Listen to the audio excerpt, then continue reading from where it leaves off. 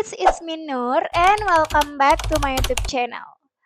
Kalian pernah nggak sih buka HP, terus niatnya cuman pengen nge-scroll bentar, tahu-tahu udah ngabisin 1 jam aja?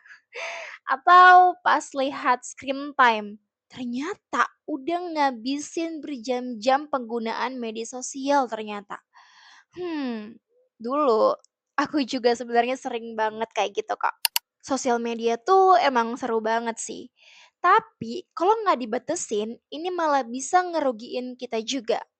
Nah, topik di video kali ini terkait dengan batasan penggunaan media sosial. Pastinya aku juga bakal kasih tips biar kita bisa bijak dalam menggunakan sosial media.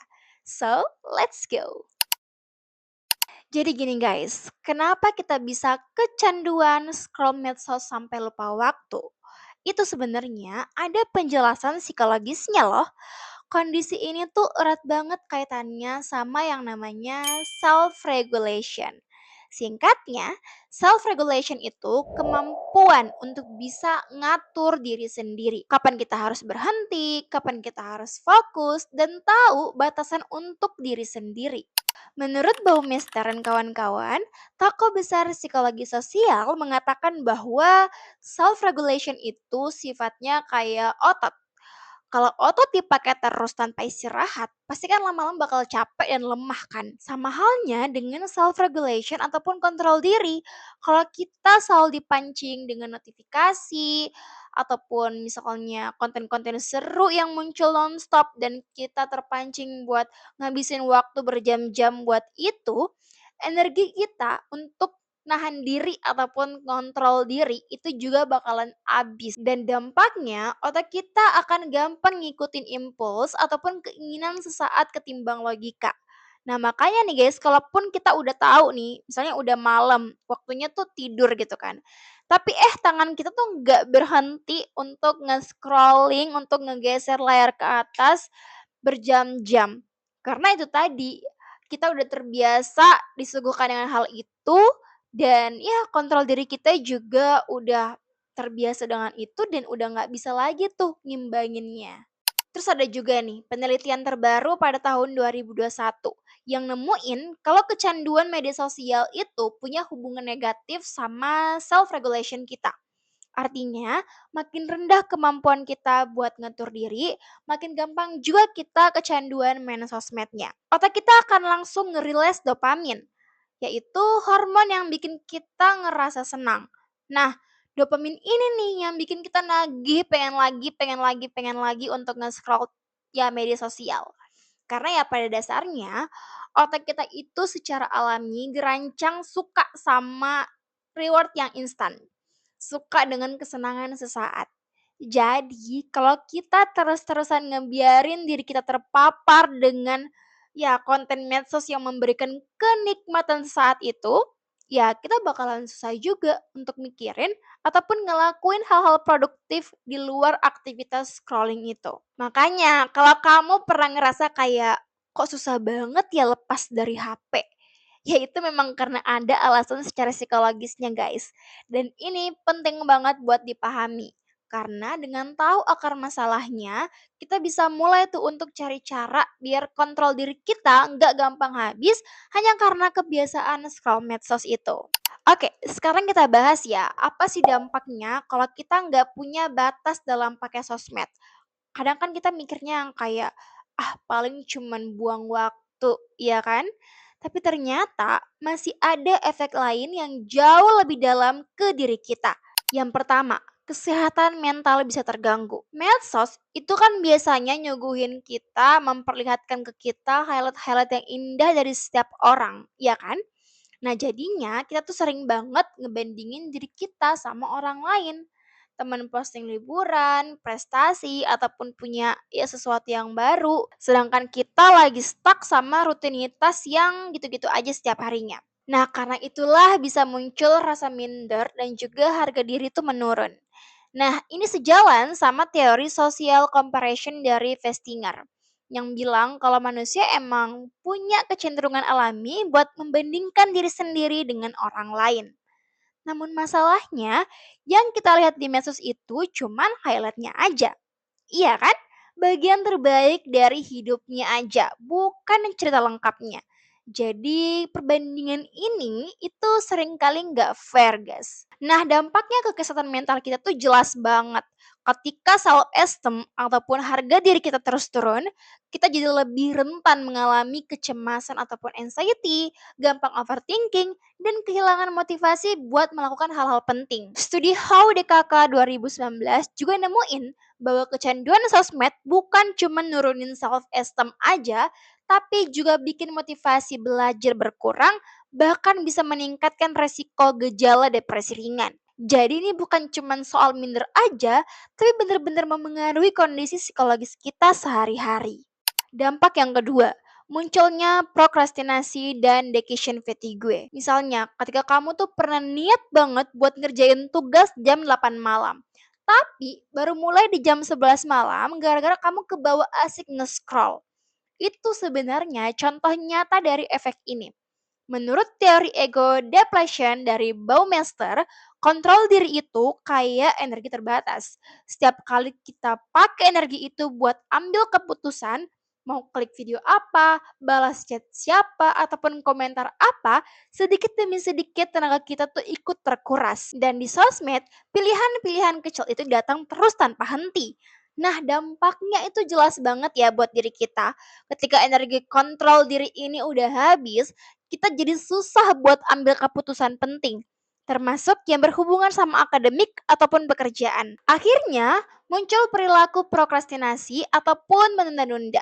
Kayak ya udah nanti aja deh, aku scroll 5 menit dulu aja deh. Bentar deh ngerjain tugasnya, nanggung nih, masih ada video yang mau aku nonton di sosmed misalnya. Nah, tugas yang seharusnya bisa selesai lebih cepat itu malah mundur. Deadline jadi numpuk dan itu nambah stres baru. Bahkan, decision fatigue ini bisa bikin kita gampang ambil keputusan instan yang gak sehat. Misalnya, kita lebih pilih rebahan sambil nge-scroll daripada belajar. Atau lebih pilih nonton video random daripada ngerjain tugas. Dampak yang ketiga, FOMO ataupun fear of missing out.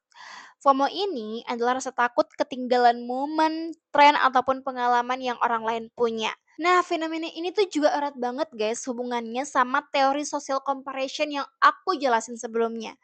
Yang dimana kita cenderung membandingkan diri dengan apa yang orang lain tampilin. Akhirnya, otak kita selalu tangkap realitas dan muncul rasa cemas kalau kita nggak ikut terlibat. Kondisi ini bisa memunculkan anxiety ataupun kecemasan sosial. Kita jadi merasa hidup ini tuh seperti berlomba, seperti kejar-kejaran, padahal nggak ada garis finish yang jelas. Akibatnya, hati gampang capek, muncul rasa kosong, dan seringkali kita tetap nggak puas meskipun kita udah ngikut tren sana-sini. Nah, gimana dong caranya biar kita bisa batasin penggunaan media sosial? Solusinya apa nih? Nah, yang pertama, penting banget buat kita atur waktu penggunaan. Nah, tips yang pertama ini kita bisa terapin dengan bikin aturan waktu yang jelas buat diri sendiri. Jadi kita tetapin tuh batas waktu kita dalam menggunakan media sosial. Nah, supaya konsisten, kita bisa pakai fitur screen time ataupun timer biar HP kita otomatis ngekunci kalau udah melewati batas. Nah, bisa juga kita pakai aturan kalau maka. Contohnya, kalau aku pengen buka sosial media di luar jam yang udah aku tetapin ke diriku sendiri, maka aku bakalan minum air segelas dulu misalnya. Jadi kayak ada self reward ataupun punishment. Jadi kalau di BK sendiri itu ada yang disebut dengan kontrak perilaku, guys. Ini tuh mirip-mirip dengan kontrak perilaku di mana kita akan bikin semacam perjanjian dengan diri sendiri. Jadi kalau misalnya aku ngelanggar apa yang sudah aku janjiin ke diri sendiri, maka aku harus ngelakuin hukuman. Nah, itu sama seperti itu. Jadi kalian bisa bikin kontrak perilaku ini buat diri sendiri terkait dengan batas penggunaan media sosial. Hasilnya apa? Kalau kita punya aturan waktu plus pengingat otomatis, scrolling kita ini akan jauh lebih terkontrol dan energi mental kita juga bisa dipakai untuk hal yang lebih penting lagi pastinya. Yang kedua, kita bisa isi waktu yang kita gunakan untuk nge-scrolling itu dengan lakuin hal-hal yang produktif ataupun lakuin hal-hal yang bermanfaat.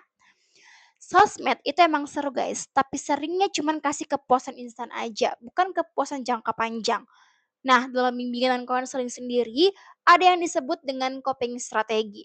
Ini tuh cara kita untuk mengalihkan energi kita ke aktivitas yang lebih sehat. Nah, jadi kita bisa tuh ganti waktu scrolling kita dengan kegiatan-kegiatan kecil yang kita suka.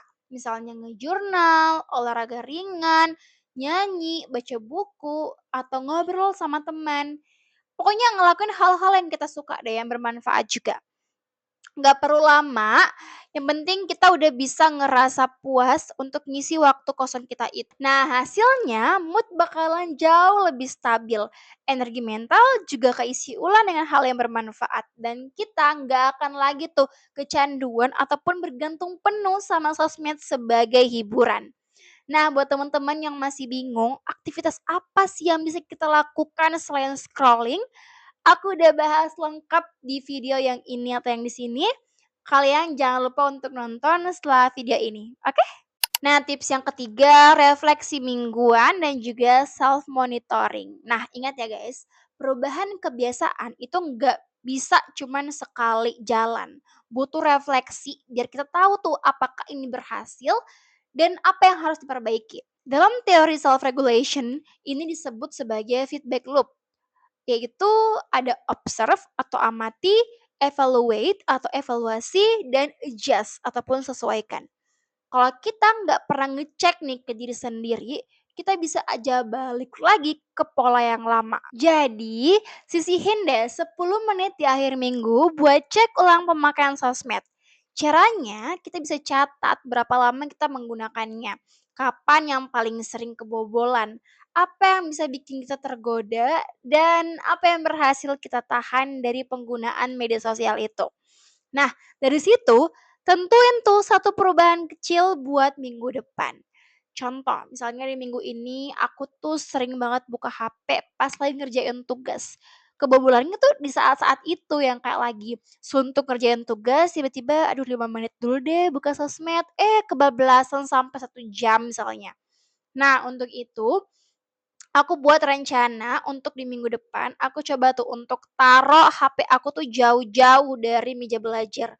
Ataupun sekarang ini taruh di luar kamar biar tiap kali aku belajar, aku nggak bakalan terdistract dengan adanya HP ini. Sehingga kita bisa jadi lebih sadar sama pola kita sendiri dan bikin strategi yang pas juga buat kita terapin ke diri kita sendiri.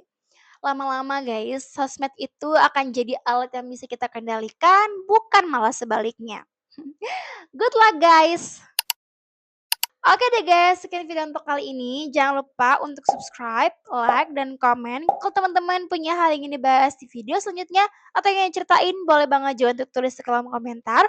Atau DM aku di Instagram di @nerwimes. Oke, sampai jumpa di video selanjutnya. Bye!